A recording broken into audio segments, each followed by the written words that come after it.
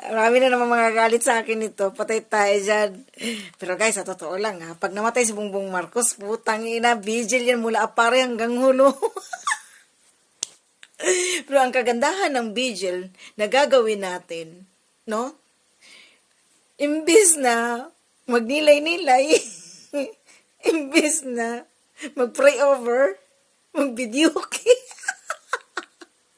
Bangga ka tay. Grabe siguro guys, no? Ni-imagine na ginagawa ni Bang, ako mamatay na ganis Bongbong Marcos, grabe. Ako guys, no, wamanjug ko'y kwarta, no? Hindi man jud ko dato. Hindi man ako mayaman, pero tsaka Muslim din ako, no? Pero sa totoo lang pag si Bongbong Marcos mamatay, tangina. Bahala magalit si mother. Magpalitsyon dyan ko sa mga barangay.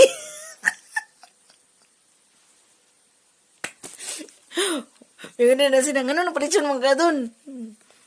Nagpalitsyon ko kay ato aning kuan Victory Party.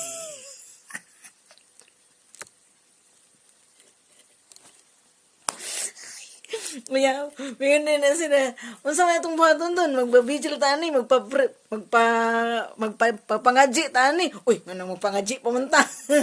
Pasalamat, magganit tanong, namatay na si Ngagngag. Kaya pag kuman, magpangaji na noon tani.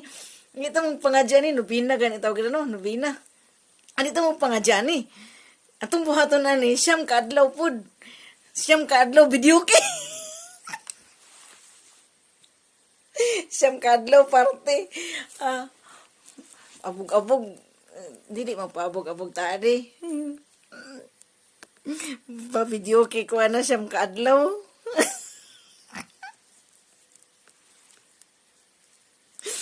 Just me Lord. Hi, I'm so excited. I'm so excited. Rest in peace. Rest in hell. Adi apelyido na ko Haris in Impierno. Putang ina.